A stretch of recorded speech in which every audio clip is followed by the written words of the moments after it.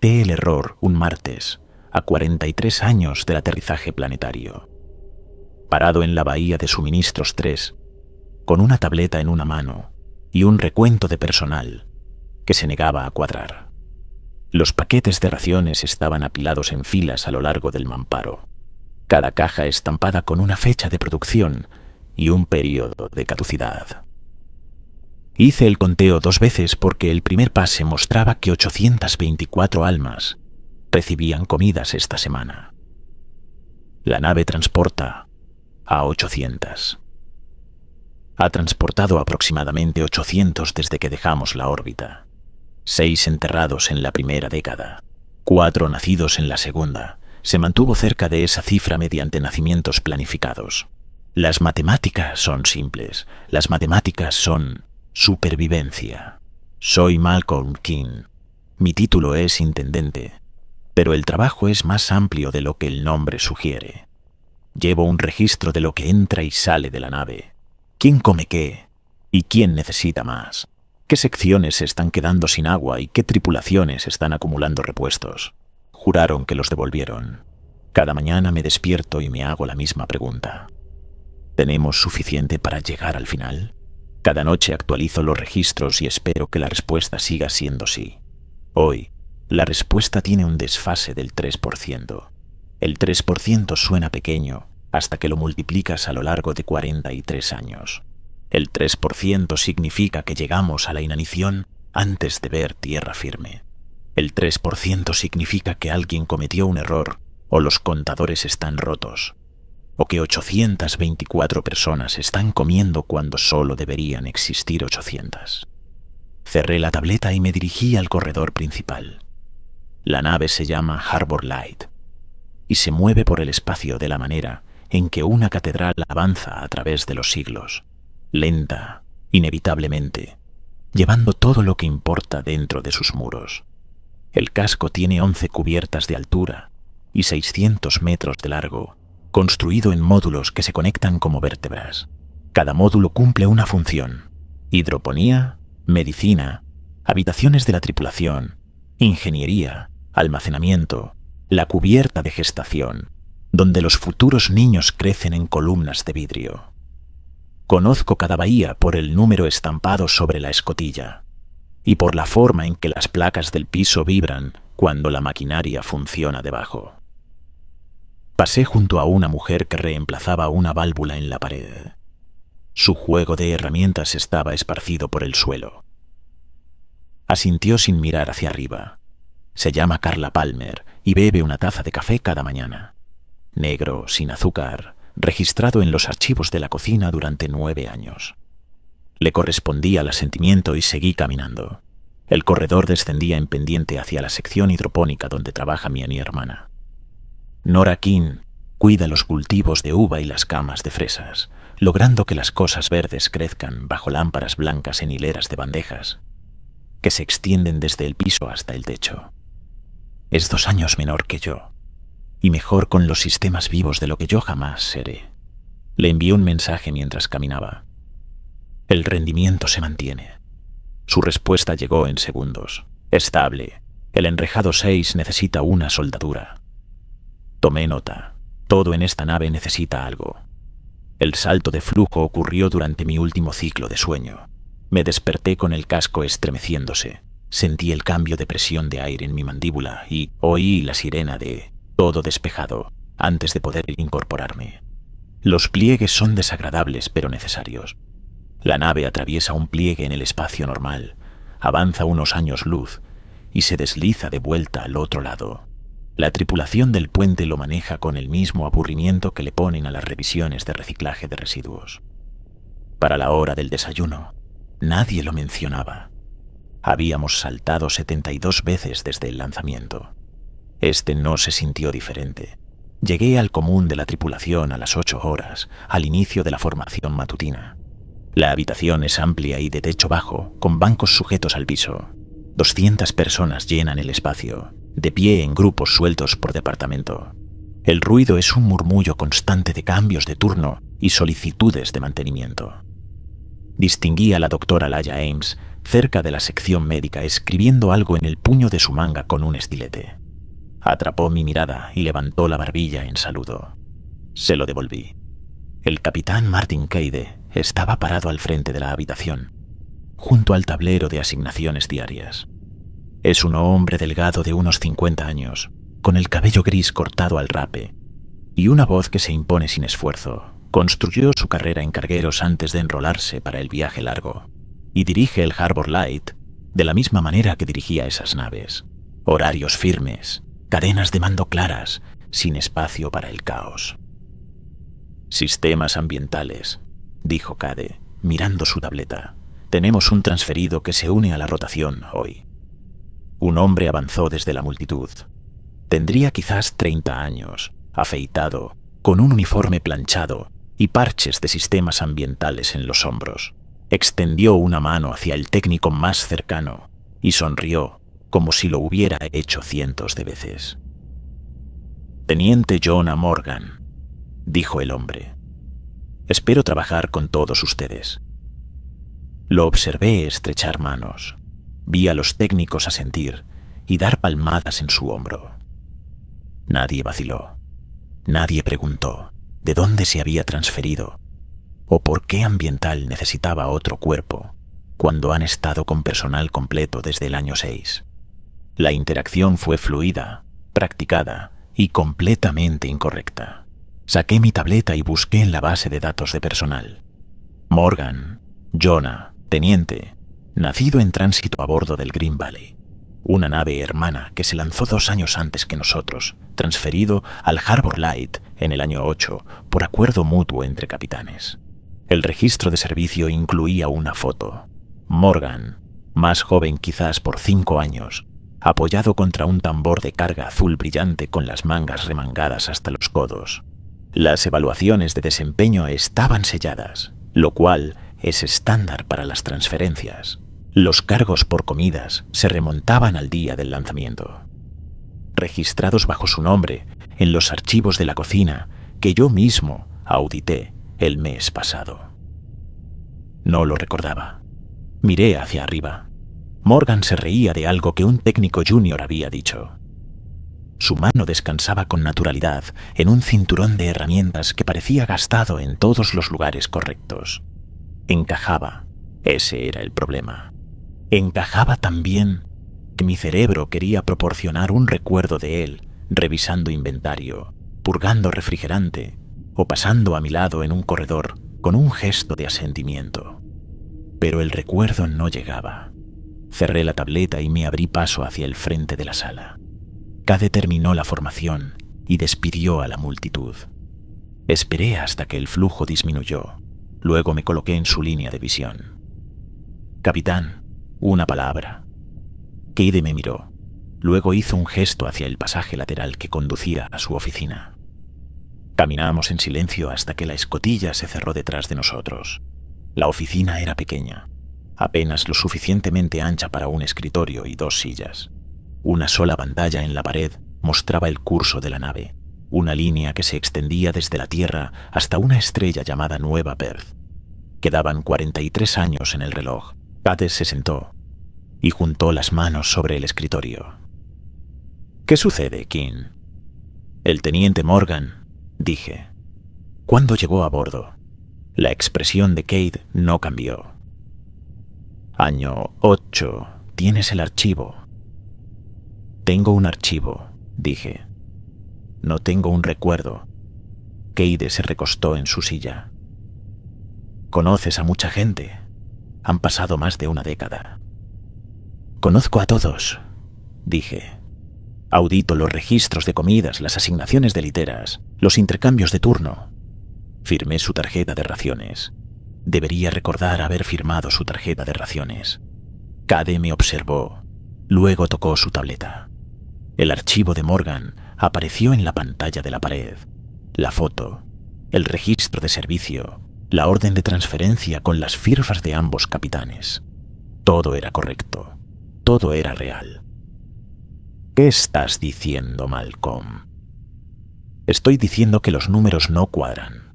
La extracción de raciones de esta semana está un 3% por encima de la línea base. Eso no sucede a menos que tengamos más bocas de las que deberíamos. La mandíbula de Cade se tensó. Cerró el archivo y dejó la tableta con cuidado. ¿Crees que tenemos un polizón? Creo que tenemos una discrepancia, dije. Quiero ejecutar una auditoría silenciosa. Verificar la etiqueta ósea de Morgan contra el registro maestro. Entrevistar a Ambiental sobre por qué necesitan otro técnico. Rastrear sus movimientos durante unos días. La etiqueta ósea era un pequeño chip de polímero cerámico incrustado en la muñeca de cada miembro de la tripulación al nacer. En condiciones normales, no se podía falsificar. No se podía falsificar la cicatriz quirúrgica. Si Morgan tenía una etiqueta, era tripulante. Si su etiqueta coincidía con el registro, siempre había sido tripulante. Cade exhaló lentamente. Si estás equivocado, acabas de acusar a un hombre con un historial impecable de ser un fantasma. Si tengo razón, dije. Necesitamos saber dónde ha estado durmiendo y qué ha estado comiendo durante la última década. Cade mantuvo mi mirada. Luego asintió una vez. Tienes autorización. Solo auditoría silenciosa. No quiero pánico por un error de clerical. Entendido. Salí de la oficina y me dirigí a medicina. La doctora Ames estaba en la sala de exámenes principal, revisando gráficos en una pantalla mural. Miró hacia arriba cuando entré, con el estilete todavía en la mano, y arqueó una ceja. Malcolm, pareces tenso. Necesito que extraigas una lectura de etiqueta ósea, dije. Teniente Jonah Morgan, Sistemas Ambientales. Cruza la referencia con el registro maestro y envíame los resultados. Ames dejó el estilete. ¿Qué estoy buscando? Prueba de que existe. Me estudió por un momento. Luego tomó su tableta sin decir otra palabra. Apreciaba eso de ella. No necesitaba toda la historia para ponerse a trabajar. Pasé las siguientes 4 horas moviéndome por la nave, revisando el inventario en cada bahía importante. La recuperación de agua estaba consumiendo un 5% por encima de la línea base. La cocina había registrado 23 solicitudes de comida adicionales esta semana. La lavandería había procesado 19 uniformes extra. Los números aumentaban en pequeños y constantes incrementos que se acumulaban hasta convertirse en una catástrofe. Me detuve en la bahía de sistemas ambientales durante el turno de la tarde. Morgan estaba allí, purgando refrigerante a través de un múltiple, mientras 2 técnicos junior observaban y tomaban notas. Explicaba la secuencia de válvulas con paciencia, señalando cada conexión mientras hablaba. Su uniforme mostraba el desgaste correcto, descolorido en los codos, un pequeño parche en el muslo izquierdo. Parecía un hombre que había trabajado en esta cubierta durante años. Uno de los técnicos hizo una pregunta. Morgan respondió sin vacilar, luego miró hacia arriba y me vio observando desde la entrada. Sonrió y levantó una mano en saludo. No se la devolví. Di media vuelta y regresé a mi oficina. La oficina es una hornacina de almacenamiento convertida en la cubierta 5, apenas lo suficientemente grande para un escritorio y un archivador. Guardaba aquí los registros físicos, los que escribo a mano, porque la red de la nave tiene la costumbre de perder datos durante los pliegues. Cada extracción de raciones, cada solicitud de suministros, cada nacimiento y muerte, desde el lanzamiento, está registrado en tinta sobre papel, que durará más que las computadoras. Saqué el registro actual y pasé las páginas hasta la lista de la tripulación. 800 nombres escritos en columnas. Los conté 2 veces, 800. Luego abrí los registros de la red y conté las tarjetas de comida activas, 824. Mi tableta sonó. Un mensaje de la doctora Ames. La etiqueta de Morgan es legítima. Coincidencia con el registro confirmada. Fecha de implantación listada como año 3. No se detectaron anomalías. Lo leí 2 veces, luego cerré el mensaje. Morgan tenía una etiqueta ósea. La etiqueta era real. La etiqueta fue implantada en el año 3, lo que significaba que había estado a bordo durante 17 años. El archivo decía que se transfirió en el año 8. Ambos hechos no podían ser ciertos, pero ambos hechos estaban documentados, verificados, y era imposible refutarlos. Me puse de pie y caminé hasta el corredor principal. Luego bajé 2 cubiertas hasta los cuartos de la tripulación. Encontré la asignación de litera de Morgan en la red, sección C, litera 19. Caminé por la sección lentamente, contando las entradas. La litera 19 estaba a mitad del corredor. La puerta cerrada. La placa con el nombre decía J. Morgan con letra fresca. Presioné el timbre de la puerta. No hubo respuesta. Revisé la red. Morgan todavía estaba de turno en ambiental. Anulé la cerradura con autorización de intendente y entré. La litera era pequeña, idéntica a cualquier otro cuarto de tripulante en la nave. Una cama plegada en la pared, un escritorio con una silla, un armario para objetos personales. El escritorio sostenía una foto enmarcada. Un Morgan más joven parado con otras 3 personas frente a un ventanal. El armario contenía 2 uniformes de repuesto, un juego de herramientas y una pequeña caja con objetos personales. Un reloj, algunas cartas, un parche del Green Valley con una fecha bordada que reconocía. Todo era real. Todo pertenecía. Cerré el armario y salí de los cuartos, cerrando la puerta con llave detrás de mí. Para el anochecer, tenía 2 nombres más. Suboficial Sarah Drummond, asignada a reciclaje de residuos. Su archivo mostraba una transferencia del Bright Horizon en el año 11. Su etiqueta ósea era legítima. Sus compañeros de litera juraban haber entrenado con ella. Especialista técnico Han, asignado a energía auxiliar. Su archivo mostraba un ascenso de técnico junior en el año 14. Su etiqueta ósea era legítima. Su supervisor recordaba haber firmado su evaluación de desempeño. Extraje los archivos de ambos y los comparé con mis registros. Ninguno de los nombres aparecía en mis listas escritas a mano. La red insistía en que llevaban años aquí. Los registros decían que no. Envié un mensaje a la doctora Ames. Reúnase conmigo en la bahía de suministros 3 ahora. Llegó 10 minutos después, con la tableta en la mano, la expresión serena. Le entregué mi registro y señalé la lista de la tripulación. 800 nombres, dije. Los escribí yo mismo. Morgan no está aquí. Drummond no está aquí. Han no está aquí. Ames hojeó las páginas, luego revisó su tableta. La red muestra a los 3 como tripulación activa. La red está equivocada, o su registro está incompleto. No soy incompleto, dije. Cuento cada comida, cada tarjeta de ración, cada intercambio de turno. Si alguien sube a la nave, lo sé. Ames cerró el registro y me lo devolvió. Entonces, ¿qué estás diciendo? ¿Que aparecieron de la nada? Estoy diciendo que los registros de recuperación de agua muestran un 5% de sobreconsumo. Estoy diciendo que tenemos cuerpos que no coinciden con el manifiesto. La miré a los ojos. Necesitamos encontrar dónde están durmiendo. Asintió una vez, con un gesto seco y decidido. Extraeré los registros médicos de todos los que han visitado la clínica en la última semana. Veré si hay un patrón. Cruzaré las referencias de las asignaciones de literas con los registros de turnos. Veré si alguien está compartiendo espacio que no debería. ¿Y Cade? Todavía no, dije. No hasta que sepamos a qué nos enfrentamos. Ames se colocó la tableta bajo el brazo y se dirigió a la escotilla. Se detuvo en el umbral y miró hacia atrás. Malcolm, si tienes razón en esto. Lo sé. Se fue.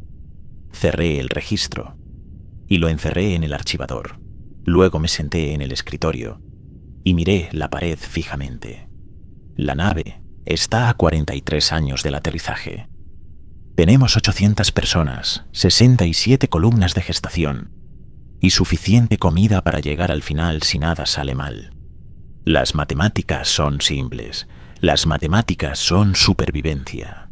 En algún lugar de esta nave, 24 personas están comiendo comidas que no autoricé. y durmiendo en literas que no asigné. Tienen archivos que prueban que pertenecen y etiquetas que confirman que son humanos. Tienen recuerdos, amigos e historiales que se sostienen bajo escrutinio.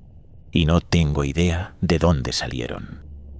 Reuní a 3 personas a la mañana siguiente, antes de que el cambio de turno inundara los corredores. El primero era Ross Gallagher, jefe de seguridad. Tiene 52 años, con una porra de acero en la cadera y una cojera a causa de un accidente de mantenimiento en el año 9 que le aplastó 2 vértebras. No especula. Cuando le dije que teníamos tripulantes apareciendo con archivos perfectos y sin rastro de memoria, hizo una sola pregunta. ¿Cómo lo verificó? Cruza los registros de turnos con las grabaciones de seguridad. Encuentra vacíos. Asintió una vez y se fue. La segunda era Erin Pike, analista de sistemas. Tiene 37 años. Lleva el cabello recogido hacia atrás con fuerza. Y puede decirte qué impresora produjo un documento por la forma en que el cabezal se sacude a lo largo del margen izquierdo. Construyó la arquitectura de la base de datos de la nave en el año previo al lanzamiento y conoce cada marca de tiempo, cada protocolo de respaldo, cada lugar donde podría esconderse una entrada falsificada. Cuando le mostré el archivo de Morgan, lo abrió en su tableta y se desplazó sin hablar. Después de 2 minutos, tocó una línea de código enterrada en los metadatos. Esto fue editado. ¿Cuándo? Hace 4 días, durante el pliegue. Cerró la tableta. Mapearé cada archivo tocado en esa ventana. La tercera era la doctora Holmes. Ella ya conocía el problema. No necesitaba convencerla. Nos reunimos en una hornacina de almacenamiento fuera del corredor principal en la cubierta 4. Los 4 estábamos de pie en un espacio destinado para 2. Gallagher se apoyó contra el mamparo, con los brazos cruzados. Pike sostenía su tableta como un escudo. Ames escribía algo en su manga con un estilete. Dividimos la nave, dije. Gallagher toma los registros y las filmaciones de seguridad. Pike toma los archivos de red y las marcas de tiempo. Ames toma los registros médicos. Yo tomo la asignación de recursos. Buscamos dónde los archivos se encuentran con los cuerpos. ¿Y cuando lo encontremos?, preguntó Gallagher. Se lo llevamos a Cade. Gallagher se apartó del mamparo y salió. Pike lo siguió. Ames tapó su estilete y me miró a los ojos. «Ya sabes dónde están», dijo. «Sé que los números no cuadran». No fue lo que pregunté. No respondí. Ella se fue. Pasé la mañana en la bahía de suministros 2, contando las requisiciones de herramientas. Cada llave, cada carrete de cable, cada pieza de repuesto se registra cuando sale del inventario y se registra nuevamente cuando regresa. En la última semana, 19 herramientas habían sido retiradas y no devueltas. Los miembros de la tripulación que las firmaron eran nombres que no reconocía.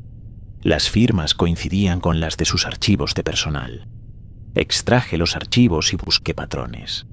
Nada los conectaba. Diferentes departamentos, diferentes turnos, diferentes cuartos. Entonces noté las fechas. Cada requisición fue registrada entre las 3 y las 5 horas, la ventana en que la mayoría de la tripulación duerme y los corredores están vacíos. Envié un mensaje a Gallagher. Filmaciones de seguridad para la bahía de suministros 2, última semana, de 3 a 5. Su respuesta llegó en menos de 1 minuto. No hay filmaciones. Los registros de la cámara muestran operatividad, pero los archivos están corruptos. Cerré la tableta y me dirigí a medicina. Pike ya estaba allí cuando llegué, de pie junto a Ames en la sala de registros con su tableta abierta. No miró hacia arriba. Cada nueva llegada ha registrado al menos una visita médica en los últimos 4 días, dijo Pike. El motivo aparece como verificación de integridad de etiqueta ósea. Eso no es un procedimiento real. Ames tomó la tableta y revisó los registros. Su mandíbula se tensó. Yo no escribí estos. Pero los firmó. No. Algo los escribió con mi letra. Ames devolvió la tableta. ¿Dónde se registraron las visitas? En la enfermería de la cubierta de gestación. Ames y yo nos miramos. La cubierta de gestación estaba 8 niveles más abajo, una sección que la mayoría de la tripulación evita a menos que esté programada para trabajar allí. Alberga las columnas de gestación, los futuros hijos de la nave, suspendidos en torres de vidrio llenas de gel nutritivo, monitoreados por brazos servomotores y sistemas automatizados que giran, prueban y alimentan. La mayoría de los nacimientos a bordo del Harbor Light se planifican con años de anticipación, dosificados para mantener la diversidad genética y el equilibrio poblacional. La cubierta es silenciosa, clínica y casi siempre vacía. ¿Cuándo es la próxima rotación de turno allí abajo?, pregunté. Pike revisó su tableta. No hasta esta noche, solo mantenimiento. Bien. Me volví hacia Ames. Vamos ahora. La cubierta de gestación estaba debajo de ingeniería, accesible a través de una escalera de servicio que descendía los últimos 3 niveles por un eje estrecho. Gallagher nos encontró en la parte superior de la escalera con una mochila pequeña colgando del hombro. Dentro, guantes, un escáner de mano, una palanca y una antorcha de corte del tamaño de un bolígrafo. Me entregó un par de guantes sin decir una palabra. Descendimos en silencio. Los peldaños de la escalera estaban fríos bajo mis palmas. En la parte inferior, una escotilla se abría a un corredor largo iluminado por lámparas de trabajo pálidas montadas en el techo. Las paredes eran de metal desnudo estampado con códigos de mantenimiento. Las placas del piso vibraban levemente bajo los pies, al ritmo de las bombas de nutrientes debajo. Las columnas de gestación se alzaban en hileras a lo largo de la cámara principal, cada una tan alta como 2 hombres y lo suficientemente ancha para contener un cuerpo encogido. El vidrio era grueso, ligeramente esmerilado e iluminado desde dentro por luces ámbar. Conté 43 columnas activas, cada una conteniendo un feto en desarrollo suspendido en un gel translúcido.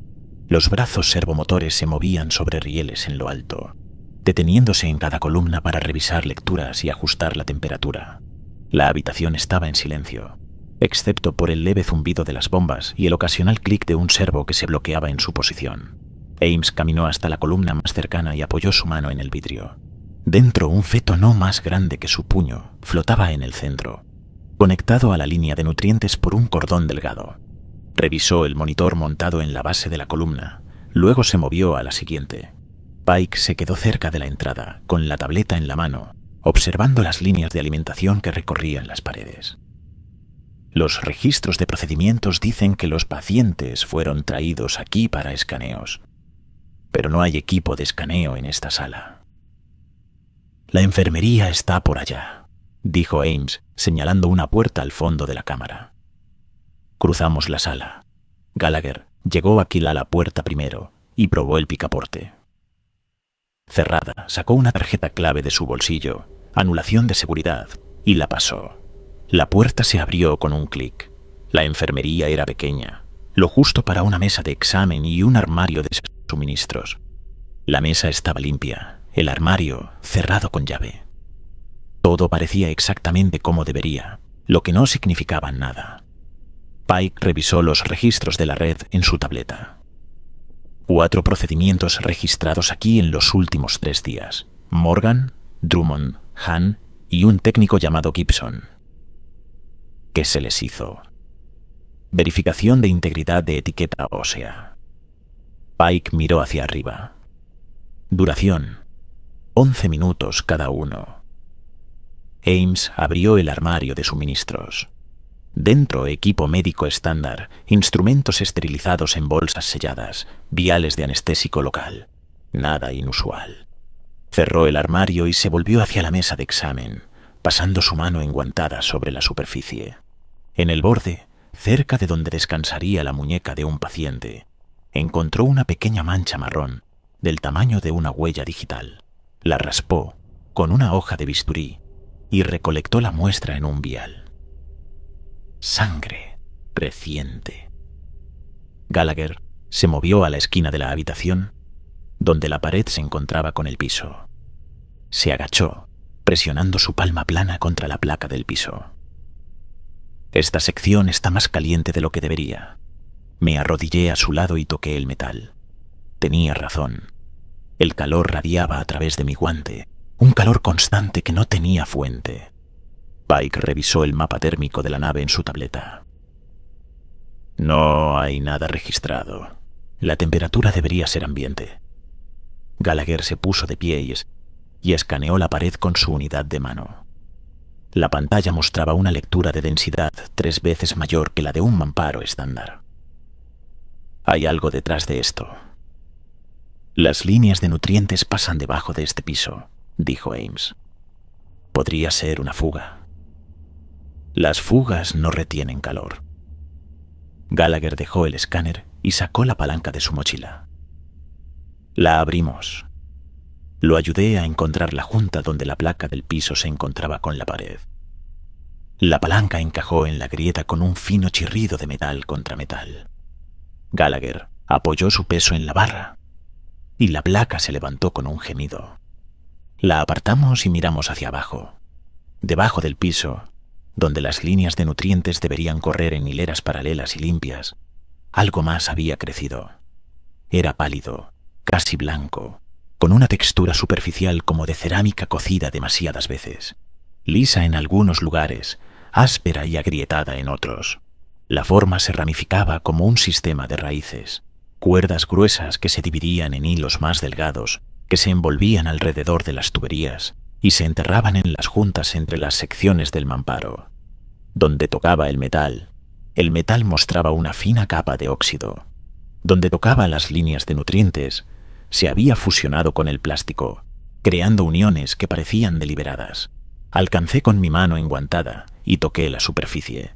Estaba caliente, a temperatura corporal. El material cedía ligeramente bajo la presión. Luego se endurecía como un cartílago. ¿Qué es?, preguntó Pike. No lo sé. Ames se arrodilló a mi lado y examinó el crecimiento sin tocarlo. Pero está conectado a los sistemas de la nave. Gallagher movió su escáner sobre la masa, detectando compuestos orgánicos, calcio, queratina, colágeno, también detectando metales traza y polímeros. ¿Está vivo? No puedo decirlo. Observé el crecimiento. Cerca de la rama más gruesa, algo brilló a la luz pálida. Me incliné más y vi una herramienta incrustada en la masa, una llave inglesa hundida hasta el mango, sostenida con fuerza como si el crecimiento se hubiera cerrado a su alrededor y nunca la hubiera soltado. Reconocí la marca. Provenía de mi inventario. Me puse de pie y retrocedí de la abertura. Necesitamos muestras.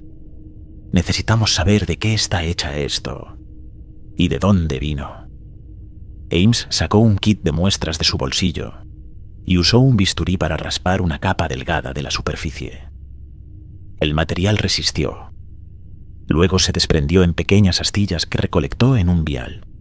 Cuando selló el vial, las astillas dentro continuaron moviéndose durante varios segundos, deslizándose contra el vidrio como si intentaran encontrar dónde agarrarse. Todavía está activa, dijo en voz baja. Gallagher reemplazó la placa del piso y se puso de pie. Llevamos esto a Cade. Todavía no, dije. No sabemos qué le estamos mostrando. Necesitamos más. ¿Más qué? Más pruebas. Ames ejecutó el análisis de la muestra en su laboratorio mientras el resto esperábamos en el corredor afuera. A través de la ventana podía verla moverse entre instrumentos, sus manos firmes mientras pipeteaba líquido en portaobjetos y los colocaba bajo el microscopio. Pike estaba a mi lado, con la tableta abierta, desplazándose por los registros de la red. Gallagher se apoyaba contra la pared. Su porra golpeaba un ritmo lento contra su muslo. Después de una hora, Ames abrió la puerta. La muestra contiene tejido humano, dijo. Células de la piel, fragmentos de hueso, sangre, también polímeros sintéticos similares a los que usamos en prótesis y un compuesto cerámico que nunca antes había visto. Tejido humano, repitió Pike, mezclado con materiales que no deberían estar en un cuerpo humano. Ames me entregó una impresión que mostraba el análisis. Es como si alguien intentara construir una persona desde cero y usara lo que estuviera disponible. Gallagher dejó de golpear la porra. ¿Estás diciendo que esa cosa de ahí abajo está fabricando gente? Estoy diciendo que los materiales coinciden. Ames lo miró a los ojos. Necesito examinar a uno de los recién llegados directamente. Encontré a Jonah Morgan en la bahía de sistemas ambientales durante el turno de la tarde. Estaba solo, ejecutando diagnósticos en un múltiple de refrigerante, con su tableta apoyada en un carro de herramientas a su lado. Cuando entré, miró hacia arriba y sonrió. «King, ¿algo en lo que pueda ayudar?» «Medicina necesita hacer una verificación de rutina», dije. «Revisiones de salud actualizadas para toda la tripulación que se transfirió en la última década». Morgan dejó su herramienta. «Me hice un examen físico el mes pasado. Nuevo protocolo, órdenes del capitán». Me estudió por un momento, luego asintió. «¿Cuándo?» «Ahora». Me siguió a medicina sin hacer preguntas. Ames lo esperaba en la sala de exámenes principal con sus instrumentos dispuestos en una bandeja. Hizo un gesto hacia la mesa de examen. «Esto tomará unos 20 minutos», dijo. «Necesito verificar las lecturas de su etiqueta ósea y hacer un panel sanguíneo». Morgan se arremangó y se sentó en la mesa. La etiqueta ósea era visible bajo la piel de su muñeca izquierda. Un pequeño bulto del tamaño de una lenteja. Ames pasó un escáner sobre ella y revisó la pantalla. «La etiqueta lee normal», dijo. «Luego para mí. Necesito tomar una muestra. Extracción parcial solamente». Morgan se tensó. «¿Extracción?» «Hemos estado viendo algunas fallas en implantes más antiguos», dijo Ames, su voz calmada y profesional. «El muestreo es estándar.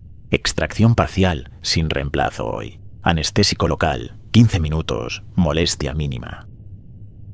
«Nunca había oído hablar de esto». «Es nuevo», dije. Morgan nos miró a ambos, luego asintió lentamente. «De acuerdo». Ames preparó el sitio con antiséptico e inyectó el anestésico local. Morgan hizo una mueca, pero no se apartó. Hizo una pequeña incisión a lo largo de su muñeca con un bisturí. Luego usó pinzas para agarrar la etiqueta y extraerla parcialmente. Cortó una lámina para el análisis. En el momento en que la etiqueta se separó del tejido circundante, el ritmo cardíaco de Morgan se disparó en el monitor. Sus pupilas se dilataron. La etiqueta misma descargó una pequeña corriente que saltó de las pinzas a la bandeja de metal con un chasquido seco.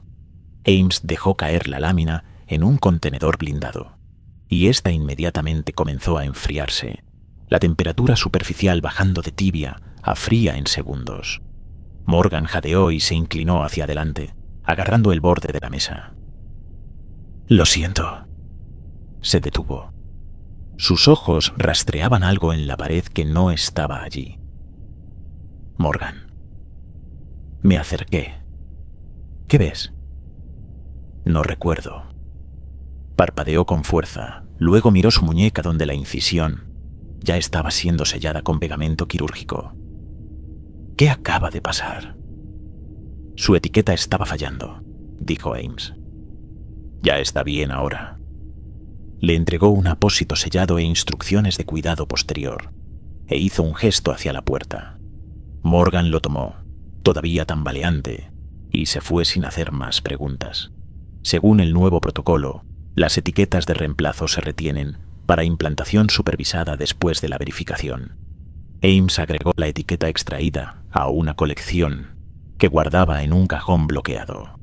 Ya había 7, cada una marcada con un nombre y una fecha. No me dijo qué planeaba hacer con ellas. La llamada llegó 3 horas después, durante el turno nocturno. Un hombre se desplomó en una pasarela entre la cubierta 3 y la 4. 2 miembros de la tripulación lo arrastraron hasta el banco más cercano y alguien mandó llamar a medicina. Para cuando Ames llegó, El hombre estaba convulsionando, su brazo izquierdo rígido y temblando. Llegué a escalar la pasarela 5 minutos después de ella. El hombre era el suboficial Colin Ward, asignado a reciclaje de residuos. Su archivo decía que se había transferido del Bright Horizon en el año 12. No lo recordaba. Ames se arrodilló a su lado e intentó estabilizar su brazo. Ward gritó, un sonido corto y ahogado, y entonces su muñeca se abrió. La piel se partió a lo largo de una línea tan recta que parecía quirúrgica. Bajo la piel, un segundo conjunto de huesos empujaba hacia arriba, cada uno tan largo como el dedo de un niño y pálido como tiza. Se flexionaban y doblaban en articulaciones que no deberían existir. La sangre de Ward corría oscura por su antebrazo y goteaba sobre el piso, llevando consigo finos hilos traslúcidos que se aferraban a la rejilla metálica. Gallagher llegó con 2 oficiales de seguridad. Sostuvieron a Ward mientras Ames cortaba los hilos con tijeras quirúrgicas. Los hilos se tensaban al cortarlos, contrayéndose como músculos, intentando cerrar la herida desde el interior. Ward murió con los ojos abiertos, mirando un punto en el mamparo sobre el hombro de Gallagher. Ames revisó si había pulso. Luego se sentó sobre sus talones. Sus guantes estaban oscuros de sangre. Me miró sin hablar. «Llévenlo a la morgue», le dijo Gallagher a sus oficiales. «Nadie habla de esto». En la morgue, Ames abrió el pecho de Ward con una sierra para huesos. Me paré junto a la mesa y observé mientras separaba las costillas y exponía el corazón.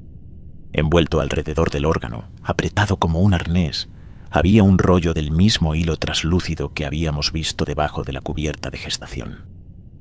Se enroscaba alrededor de los ventrículos y se enterraba en el tejido muscular, creando una estructura que parecía deliberada, como si alguien hubiera enhebrado una aguja a través de la carne viva y la hubiera apretado.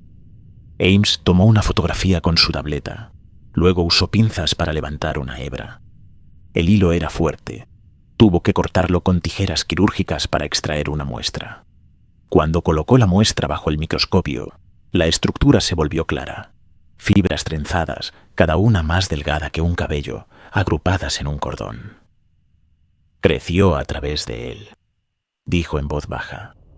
«Desde la etiqueta, a través del tejido, hasta el corazón». Tomé la tableta y estudié la fotografía AFIA. La espiral no era aleatoria. Seguía las curvas naturales del órgano, envolviéndose en un patrón que maximizaba el contacto sin restringir la función. Quienquiera o lo que sea que hubiera construido esto, entendía de anatomía. «Envía la foto a Pike y a Gallagher», dije. «Luego reúnete conmigo en la bahía de suministros 3». Ames se limpió los guantes con un trapo y tomó su tableta. «¿Qué hacemos?» «Encontrar a dónde conduce el hilo». El mensaje de Nora llegó a las 2 de la mañana. 3 palabras. «Ven a Hydro». Me puse el uniforme y bajé 6 niveles. Los corredores estaban vacíos a esa hora de la noche, iluminados solo por las tiras de emergencia a lo largo de los zócalos. Mis botas sonaban fuerte contra las placas del piso. La hidroponía abarcaba 2 cubiertas completas conectadas por ejes abiertos, donde las plantas más altas podían crecer hacia las lámparas del techo. El aire aquí llevaba humedad de los nebulizadores de riego, y las paredes estaban forradas con bandejas de cosas verdes que crecían en hileras. Nora estaba parada cerca del enrejado de uvas en el extremo más lejano, con los brazos cruzados, mirando fijamente a un hombre que nunca antes había visto. Tendría unos 40 años, vestía un uniforme de técnico de mantenimiento y estaba agachado junto al enrejado con una antorcha de soldar en una mano. Cuando me vio, se puso de pie y sonrió. «Debes ser Malcolm», dijo. «Nora habla de ti». Miré a mi hermana. No descruzó los brazos. «Él es David Gibson», dijo. «Dice que trabajamos en el mismo turno en el año 15».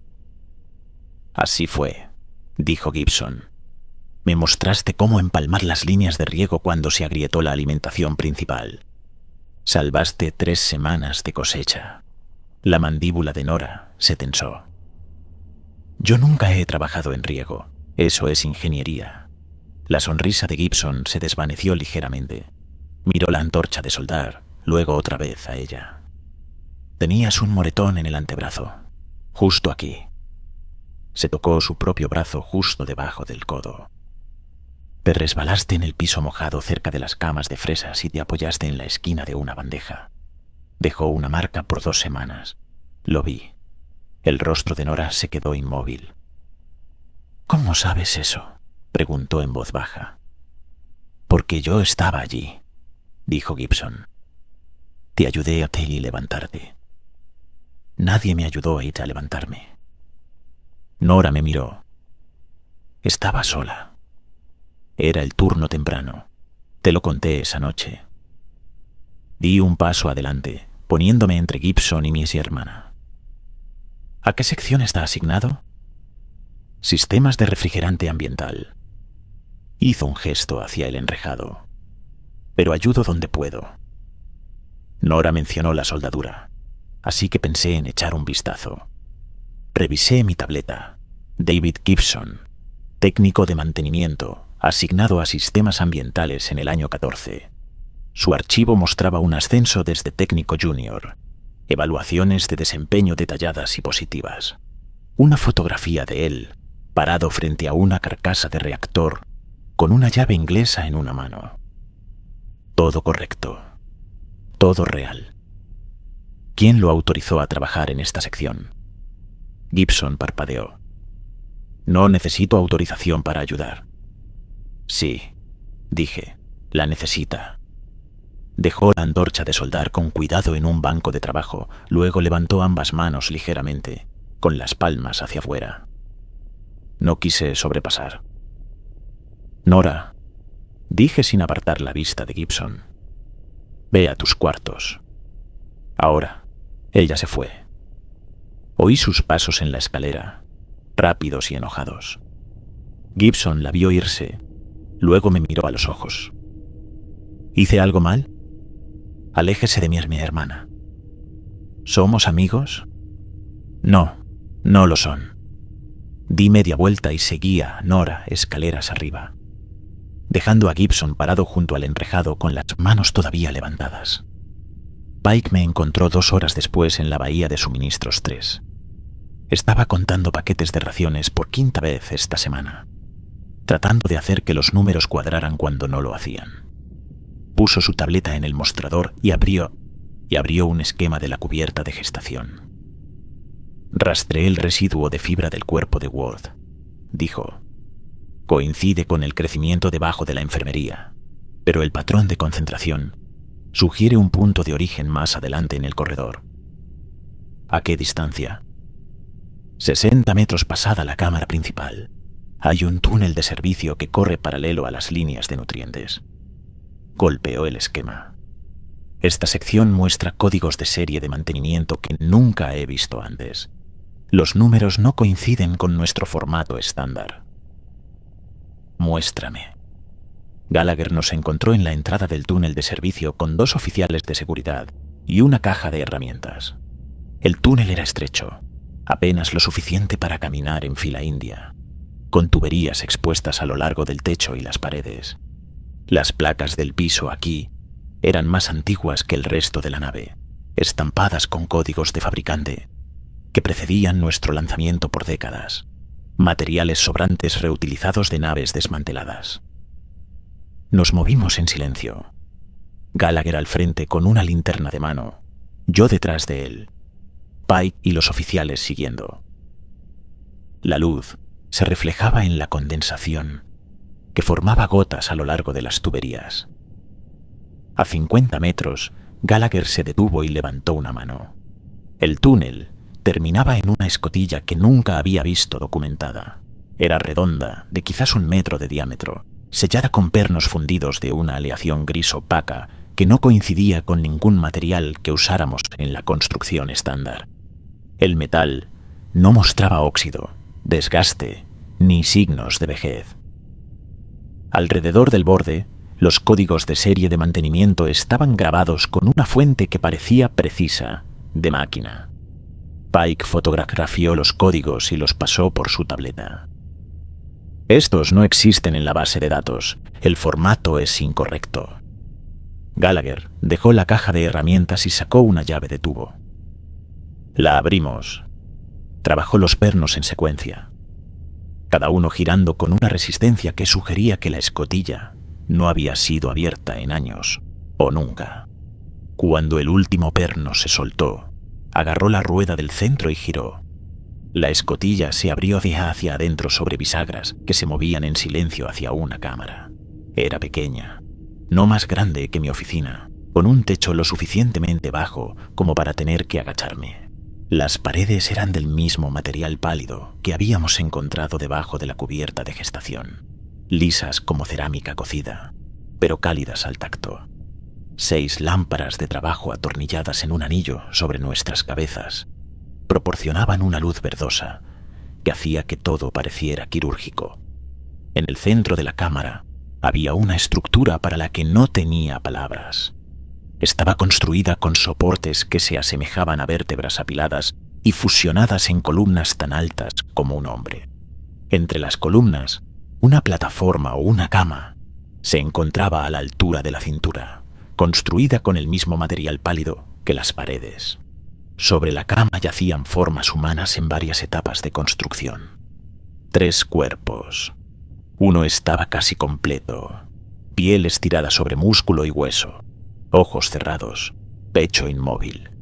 El segundo estaba a medio formar, tendones visibles donde la piel aún no cubría el hombro y las costillas. El tercero era esquelético, huesos dispuestos en orden anatómico, con hilos de fibra traslúcida trepando de articulación en articulación, como alguien ensartando una marioneta. Cada cuerpo tenía una etiqueta ósea ya incrustada en la muñeca izquierda. Ames pasó a mi lado y se acercó a la forma más cercana, la completa. Presionó un dedo enguantado en el hombro. La piel se hundió bajo la presión, luego recuperó su forma. Revisó el punto de pulso en el cuello. Nada. No respira, dijo. Pike escaneó la cama con su tableta, detectando flujo activo de nutrientes a través de la base. Las líneas de alimentación van desde aquí de vuelta a la cubierta de gestación. Está comiendo las mismas comidas que los niños. Gallagher se movió a lo largo del perímetro examinando las paredes. ¿Cuánto tiempo ha estado esto aquí? Los códigos de serie sugieren... Pike se detuvo. Miró su tableta, luego la escotilla. Estas marcas son anteriores a la construcción de la nave. Esta cámara no debería existir. Las lámparas sobre nuestras cabezas reventaron una tras otra con chasquidos secos, como vidrio rompiéndose bajo presión. Los fragmentos llovieron. En la oscuridad repentina, algo se movió en la cama. La mano de la forma completa se flexionó. Los dedos se cerraron en un puño, luego se estiraron. «Salgan», dijo Gallagher. Nos giramos hacia la escotilla. Detrás de nosotros, un sonido como de cuerda mojada siendo estirada. Miré hacia atrás y vi hilos azotando desde debajo de la cama, delgados y rápidos, buscando calor. Uno se envolvió alrededor de la pantorrilla de Gallagher y se apretó. Cayó sobre una rodilla con un gruñido. Agarré las tijeras de emergencia de su caja de herramientas y corté el hilo. Este retrocedió con un chasquido como un cable cortado, rociando un fluido claro por el piso. Más hilos salieron de las paredes, envolviendo las columnas, buscando dónde agarrarse. El cuerpo a medio formar se incorporó, las costillas doblando en ángulos que deberían quebrar el hueso. Su mandíbula se abrió, pero no salió sonido alguno. Ames ayudó a Gallagher a ponerse de pie y lo arrastramos a través de la escotilla. Pike fue la última en salir. Cerró la escotilla de golpe y Gallagher giró la rueda, sellándola. Desde dentro, un solo golpe fuerte contra el metal, luego silencio. Nos quedamos de pie en el túnel, respirando con dificultad. El pantalón de Gallagher estaba rasgado donde el hilo lo había envuelto. Bajo la tela, su piel mostraba una roncha roja que parecía una quemadura. De vuelta en medicina, Ames trató la pierna de Gallagher mientras yo me paraba en la ventana y observaba el corredor. Pike se sentó en el escritorio, descargando las fotografías de su tableta a una unidad segura. Gallagher no habló mientras Ames vendaba la herida. Cuando terminó, le entregó una dosis de antiinflamatorio y retrocedió. La roncha desaparecerá en unos días. Si empieza a extenderse, regresa inmediatamente. Gallagher se tragó la medicación y se puso de pie. ¿Qué le decimos a Cade? Todo, dije. Querrá verlo. Entonces se lo mostramos. Pike miró hacia arriba desde el escritorio. Los recién llegados siguen apareciendo. 3 más registrados en las últimas 12 horas. Todos con archivos perfectos. Todos afirmando que han estado aquí durante años. Me volví de la ventana. ¿Cuántos en total? 41. El número se sentó pesado en la habitación. 800 de tripulación. 41 adiciones. Las matemáticas de las raciones se colapsaron en mi cabeza. Comida, agua, aire, todo estirado más allá de la capacidad. Teníamos 43 años restantes. A este ritmo, no llegaríamos ni a la mitad de esa distancia. Necesitamos cortar la alimentación, dijo Ames. Cortar las líneas de nutrientes a la cámara. Eso significa cortar las líneas a las columnas de gestación, dijo Pike. Entonces las redirigimos. Damos a las columnas lo mínimo necesario y matamos de hambre a lo que sea que esté en esa habitación. ¿Ingeniería? Dice que los flujos parciales crean picos de expresión. Las líneas podrían romperse. Y si no hacemos nada, la nave se muere de hambre. Ames me miró a los ojos. Elige. No respondí. La elección no era mía. Fui a mis cuartos y me senté al borde de la cama con un imán en la palma de mi mano. Era pequeño, arrancado de un armario de herramientas, apenas más grande que mi uña pulgar. Lo sostuve sobre mi muñeca izquierda, donde mi etiqueta ósea descansaba bajo la piel. El imán se agitó. Lo moví más arriba. No hubo atracción. Más abajo, directamente sobre la etiqueta. El imán se desplazó en mi palma, atraído hacia abajo como el hierro hacia el hierro. Las etiquetas óseas estándar son de cerámica y polímero. No atraen imanes. Dejé el imán en el escritorio y abrí un cajón. Dentro, una hoja de afeitar, toallitas con antiséptico, gasa. Limpié la hoja y la presioné contra mi antebrazo, justo por encima de la etiqueta. El corte era superficial, una delgada línea roja que supuraba sangre. La limpié y miré. Bajo la piel, algo brilló. Presioné los bordes del corte y una pequeña astilla salió a la superficie. De color gris pálido, dura como una piedra, no más grande que un grano de arroz. La extraje con pinzas y la puse sobre un trapo. El material estaba frío al tacto, enfriándose aún más mientras lo observaba. Después de un minuto, dejó de irradiar calor por completo. Vendé mi brazo con gasa y me quedé sentado mirando fijamente la astilla. Parecía hueso. Se sentía como cerámica. No sabía qué hacía dentro de mí, ni cuándo fue colocada allí, ni qué función cumplía. No sabía si era tripulante original o si había salido de esa cámara con recuerdos que encajaban demasiado bien y un archivo que no podía cuestionarse. Envolví la astilla en el trapo y la puse en mi bolsillo. Luego fui a trabajar porque la nave no dejaba de necesitarme solo porque yo había dejado de confiar en mi propia historia.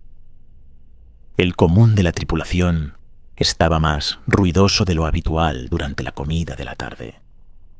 Las voces subían y bajaban en discusiones que se detenían cuando yo pasaba. En una mesa, una mujer que no reconocía comía junto a 2 tripulantes que conocía desde hacía años.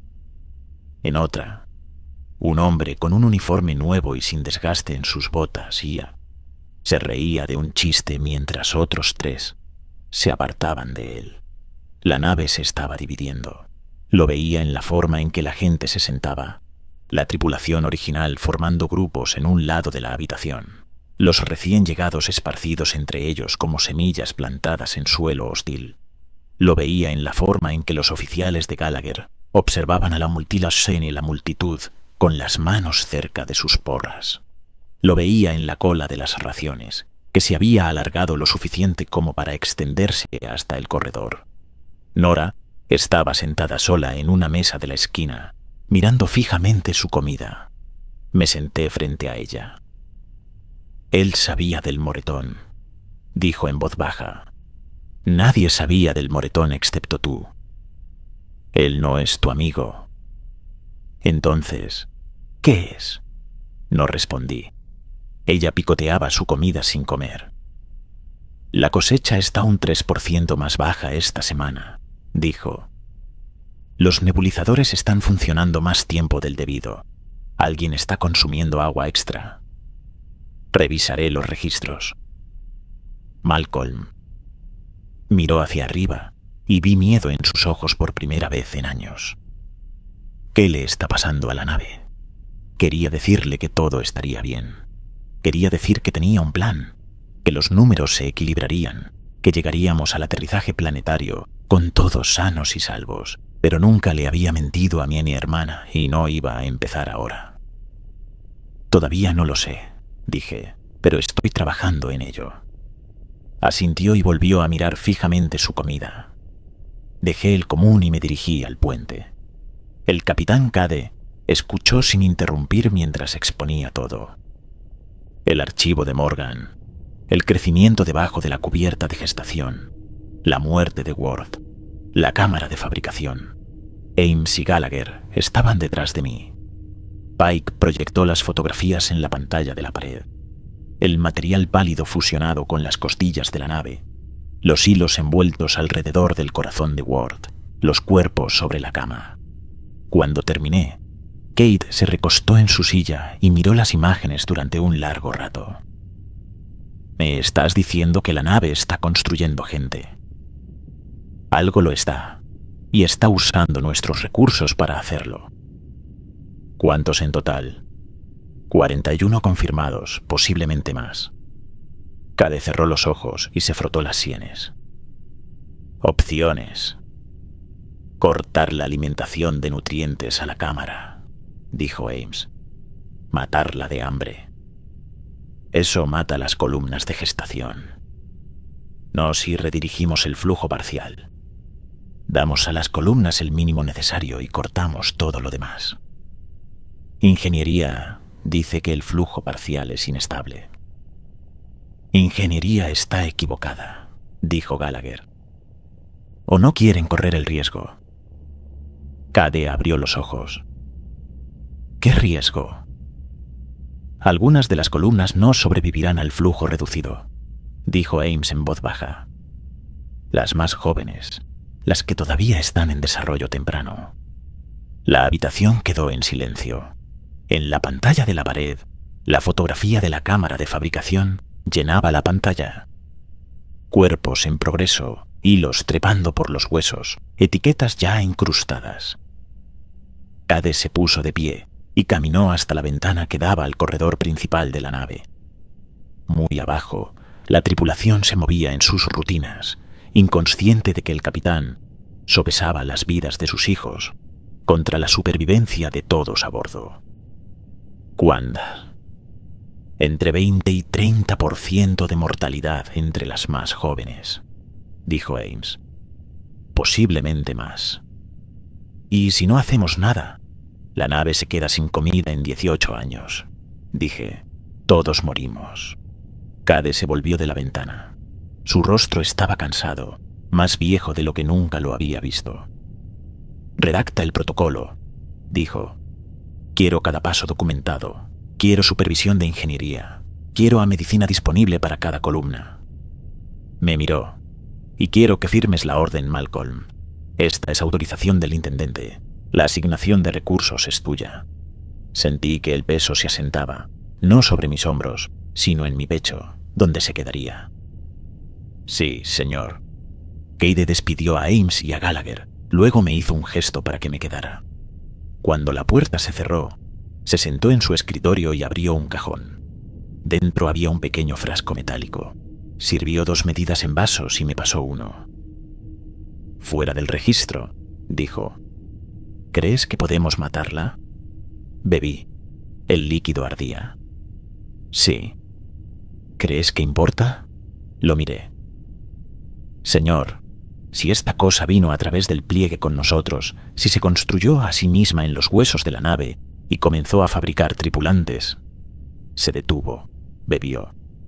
¿Qué nos dice que se detendrá cuando cortemos la alimentación? ¿Qué nos dice que no está ya demasiado profunda para removerla?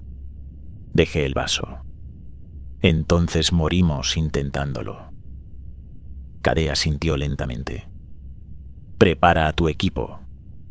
Comienzan la quema a las 6 de la mañana. Salí del puente y me dirigí a mis cuartos.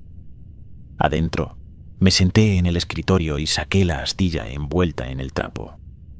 La sostuve a la luz y observé cómo captaba el resplandor, fría e inerte. Podría cortar más profundo. Podría llevársela a Ames y pedirle que me dijera lo que soy. Podría exigir un escaneo, una biopsia, una prueba de que mis recuerdos son míos y no ensamblados a partir de fragmentos robados. En cambio, volví a poner la astilla en el bolsillo y abrí mi registro. Escribí el nuevo recuento de personal con cuidado, usando letra cursiva, rechazando los dígitos. 840 almas a bordo del Harbor Light. Agregué los nombres de los recién llegados, cada uno copiado de sus archivos de personal. Firmé la página y cerré el libro. Luego redacté el protocolo de eliminación. Tomó 2 horas. Cada paso, cada contingencia, cada herramienta que necesitaríamos. Posicionar la unidad de fundición en la base de la cámara. Cocer el crecimiento hasta convertirlo en cerámica quebradiza. Romperlo con palancas y arrastrar los pedazos al incinerador. Monitorear las columnas de gestación por daño térmico y estabilizar las que mostraran estrés. Aceptar las pérdidas. Escribí esa última línea 3 veces antes de que se quedara. Aceptar las pérdidas. No prevenir o minimizar. Aceptar. Porque no había versión de este plan en la que todos vivieran. Firmé el protocolo al final y lo envié a Cade, Ames y Gallagher. A las 5 horas me reuní con Ames, Gallagher y 2 voluntarios en la bahía de equipos. Los voluntarios eran ambos técnicos de ingeniería. Carla Palmer, a quien había pasado en el corredor semanas atrás reemplazando una válvula, y un hombre más joven llamado Peter Atkins, especializado en sistemas térmicos. Estaban de pie junto a la unidad de fundición sin hablar. La unidad era un horno portátil sobre un marco con ruedas, diseñado para curar materiales compuestos en cerámica estable para parches de emergencia en agujeros. Extraía energía de una batería del tamaño de un arcón y podía alcanzar temperaturas lo suficientemente altas como para fundir metal. Teníamos 3 a bordo. Esta era la única clasificada para operación sostenida. Gallagher cargó una caja de herramientas en un carro manual. Palancas, tijeras de emergencia, guantes aislantes clasificados para 500 grados, una longitud de cadena y un botiquín médico. Ames agregó su propio equipo. Monitores portátiles, jeringas de compuesto estabilizador, 2 litros de solución salina en bolsas selladas. Las columnas se empañarán cuando la temperatura se dispare, dijo. No podré ver dentro hasta que se aclaren. Algunas no se aclararán. Nadie respondió. Todos habíamos leído el protocolo. Nos pusimos el equipo de calor, overoles gruesos con placas reflectantes en el pecho y la espalda, guantes que se extendían más allá de los codos, protectores faciales que sellaban en el cuello.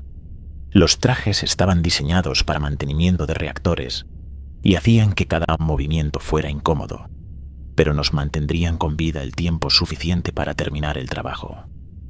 Gallagher revisó su cronómetro de muñeca.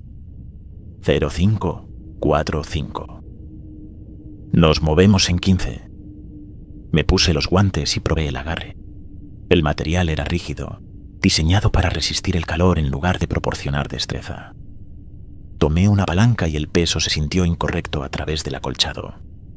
Ames ajustó su protector facial y me miró a través del panel transparente. El capitán autorizó discreción médica. Si más de 10 columnas muestran estrés crítico, puedo pedir que se detenga. No pedirás que se detenga, dije. Malcolm, sí. Nos detenemos. El crecimiento sigue alimentándose. ¿Terminamos esto ahora o no terminamos nada? No discutió. Conocía las matemáticas tan bien como yo. A las 6 horas, descendimos a la cubierta de gestación. Las columnas de gestación se alzaban en sus hileras, iluminadas por las pálidas lámparas de trabajo sobre nuestras cabezas. 43 embarazos activos, cada uno programado con años de anticipación, cada uno llevando material genético elegido por diversidad y salud. Los brazos servomotores se movían a lo largo de sus rieles, haciendo clic en posición para revisar lecturas. Las bombas debajo mantenían su ritmo. Ames se acercó a la columna más cercana y apoyó su palma en el vidrio. Dentro, un feto flotaba en gel translúcido, conectado a la línea de nutrientes por un cordón umbilical delgado. Revisó el monitor en la base. 18 semanas de desarrollo. Estable. Se movió a la siguiente columna, luego a la siguiente, catalogando cada una. La observé escribir los datos en su manga con un estilete, los números apretados y pequeños. Cuando llegó al final de la primera hilera, miró hacia atrás a mí. 12 tienen menos de 20 semanas. No sobrevivirán el flujo reducido. Sigue trabajando. Arrastramos la unidad de fundición por el túnel de servicio hacia la cámara de fabricación. Las ruedas se atascaban en las placas del piso y teníamos que arrastrar el marco hacia adelante en tirones cortos y chirriantes. Gallagher caminaba al frente con la antorcha de corte, marcando nuestro camino con cinta reflectante cada 10 metros, para poder encontrar el camino de regreso a través del humo. La escotilla al final del túnel todavía estaba sellada. Gallagher giró la rueda y la abrió. Adentro, la cámara estaba exactamente como la habíamos dejado. Los cuerpos en la cama permanecían en sus etapas de ensamblaje, completo, a medio formar, esquelético. Las lámparas de trabajo sobre nuestras cabezas estaban oscuras, los fragmentos destrozados barridos en las esquinas. Las paredes se expandían y contraían en un ritmo lo suficientemente lento como para imaginármelo, si no estuviera observando cómo las juntas entre secciones se desplazaban. «Está respirando», dijo Palmer en voz baja. «Está bombeando», dije, igual que la nave. Posicionamos la unidad de fundición en la base de la cama y conectamos la batería. Atkins pasó una sonda térmica a lo largo de las paredes, buscando puntos débiles. Las lecturas mostraban que el material era más grueso aquí que debajo de la cubierta de gestación, en capas como los anillos de crecimiento de un árbol. «Necesitaremos al menos 20 minutos a temperatura máxima», dijo Atkins. «La capa exterior se curará primero. Las secciones internas tomarán más tiempo». «¿Cuánto tiempo antes de que las columnas comiencen a sobrecalentarse?» 15 minutos, quizás menos. Ames estaba parada en la escotilla con su tableta abierta, monitoreando las lecturas de las columnas de forma remota. «Empieza ahora o no empieces». Activé la unidad de fundición. La batería zumbó mientras canalizaba energía hacia los elementos calefactores. El aire dentro de la cámara se volvió brillante y mi protector facial se empañó en los bordes. Las paredes comenzaron a cambiar. El material pálido se oscureció a gris, luego a blanco tiza. Aparecieron finas grietas donde el calor penetraba más profundamente. La estructura de la cama mantenía su forma, pero la superficie se ampollaba, pequeñas burbujas formándose y reventando con suaves chasquidos. Entonces llegaron los hilos.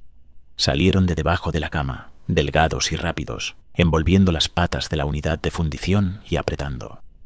Gallagher balanceó una palanca y cortó un hilo.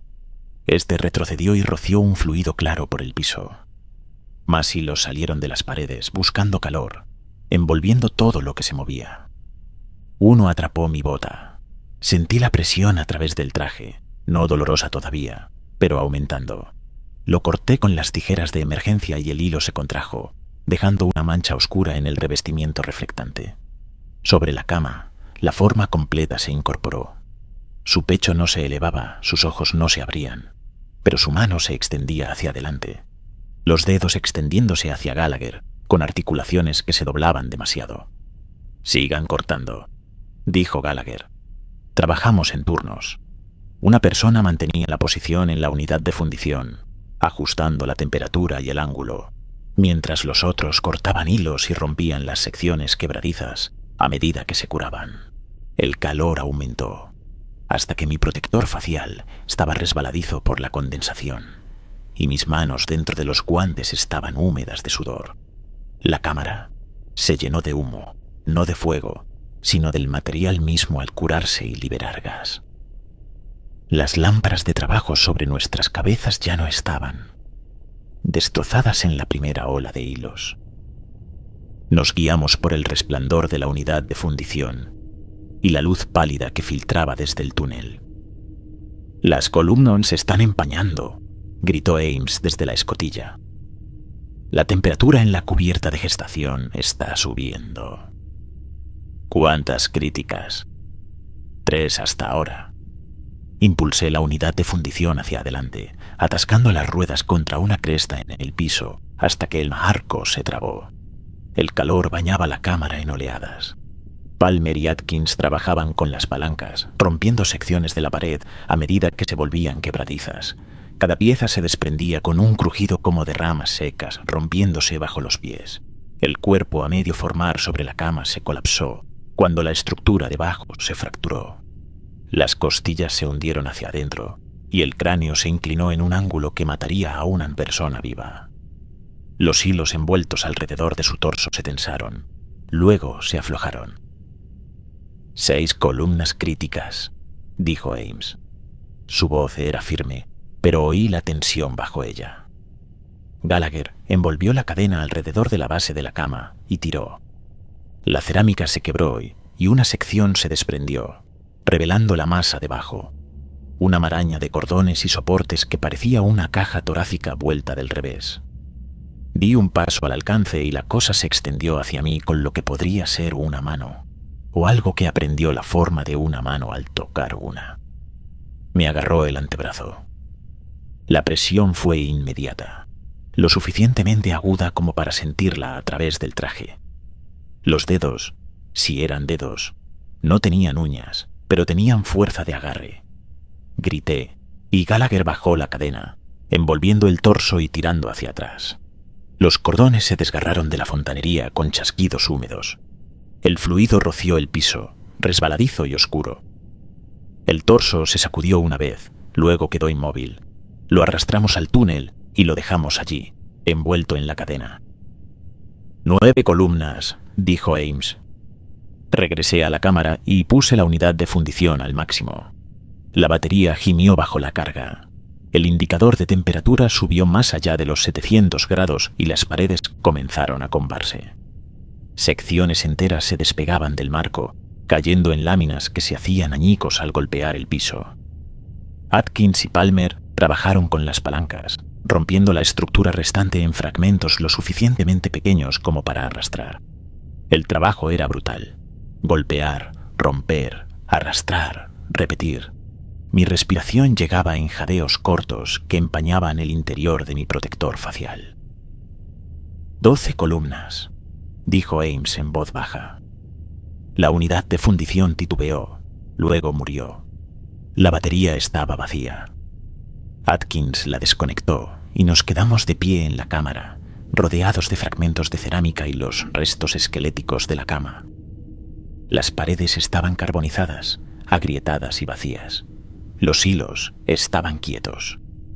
Me quité los guantes y toqué el fragmento más cercano con la mano desnuda. Estaba lo suficientemente caliente como para escocer, pero se enfriaba rápidamente. Lo envolví en tela aislante y lo llevé al túnel. Pasamos las siguientes 2 horas arrastrando fragmentos a la bahía del incinerador. Cada carga era pesada, incómoda y lo suficientemente afilada como para cortar los guantes si no teníamos cuidado. Cuando se cargó la última pieza, Gallagher selló el incinerador y comenzó la quema. A través de la ventana de visualización, observé los fragmentos brillar en rojo, luego blanco, luego desmoronarse hasta convertirse en ceniza. Ames se reunió conmigo en el corredor fuera de la cubierta de gestación. Su protector facial estaba echado hacia atrás y su overol estaba oscuro de sudor. Sostenía su tableta con ambas manos. 12 muertas, dijo. 4 más con daño térmico que puede acortar el desarrollo. El resto están estables. Asentí. El número se sentó en mi pecho como una piedra. Los recién llegados se han detenido. Continuó. Nadie se ha registrado en las últimas 8 horas. El crecimiento ha desaparecido. Me miró. Luego se dio la vuelta y regresó a las columnas. La seguí. Dentro de la cámara principal, los brazos servomotores continuaban su trabajo, haciendo clic en posición y revisando lecturas como si nada hubiera cambiado. Las columnas se alzaban en sus hileras, el vidrio empañado por el calor, pero aclarándose lentamente.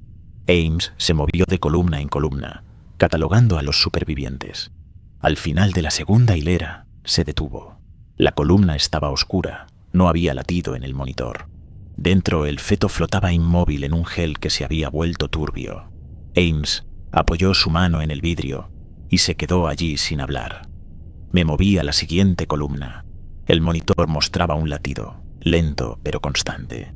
Dentro, el feto era más pequeño que mi puño, encogido con las manos presionadas contra su rostro. Viviría, crecería, nacería en una nave que acababa de matar a otros 12 para mantenerlo alimentado. Ames catalogó el resto en silencio. Cuando terminó, envió el informe a Cade y dejó su tableta en un banco de trabajo. «Ve a descansar», dije. «Llevas 14 horas de turno». Asintió lentamente, tomó su tableta y se fue. Me quedé solo en la cámara y conté las columnas. 31 activas, 12 vacías. Su vidrio ya siendo limpiado por los sistemas automatizados en preparación para un uso futuro. Los números se equilibraban de manera diferente ahora. Menos bocas que alimentar, menos futuros que proteger.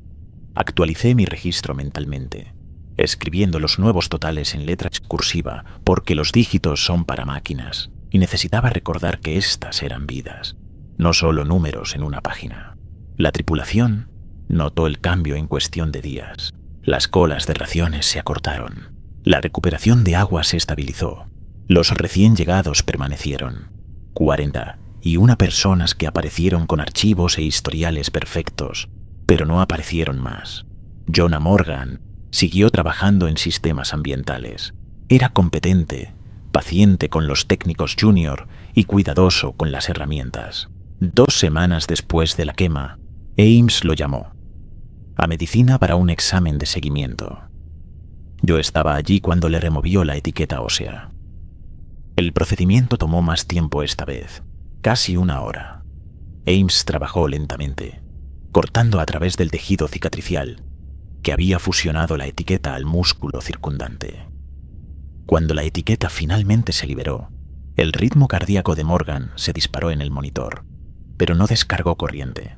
Se sentó derecho en la mesa de examen y miró su muñeca donde la incisión estaba siendo sellada. «No recuerdo el antes», dijo. Ames puso la etiqueta en un contenedor blindado. «¿Antes de qué?» «Antes de despertar en ambiental. Recuerdo el trabajo. Recuerdo a la gente, pero no recuerdo haber llegado. Eso es normal después de una transferencia». «¿Lo es?» Ames no respondió. Terminó de sellar la herida y le entregó a Morgan una etiqueta de reemplazo en un paquete sellado. Un implante cerámico estándar sin canales ocultos, sin corriente, sin conexión a nada debajo de la nave. Morgan la tomó y se fue sin hacer más preguntas. Según el nuevo protocolo, las etiquetas de reemplazo se retienen para implantación supervisada después de la verificación.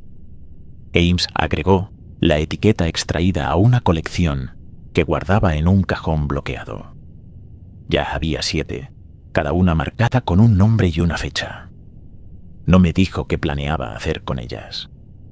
1 mes después de la quema, me senté en mi oficina con los registros extendidos sobre el escritorio. Los números cuadraban. 840 almas a bordo del Harbor Light. 31 embarazos en progreso. Reservas de alimentos adecuadas para 43 años hasta el aterrizaje planetario, con un margen del 3% para fallas en las cosechas.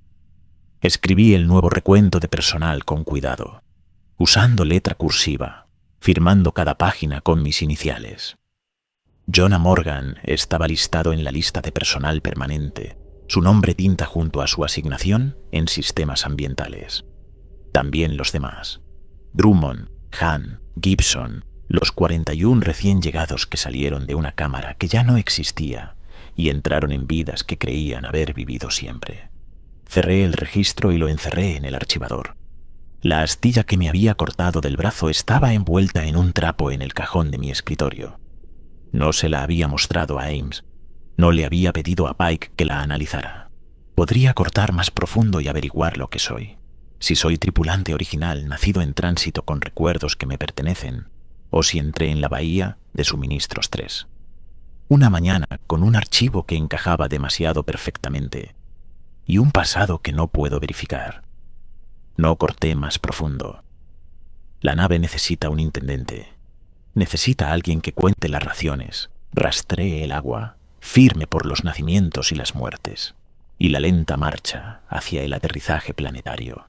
Necesita a alguien que pueda equilibrar los registros, tomar las decisiones difíciles y aceptar las pérdidas cuando las matemáticas lo exijan. Puedo hacer ese trabajo si soy original o fabricado. El deber no cambia, la cuenta no miente.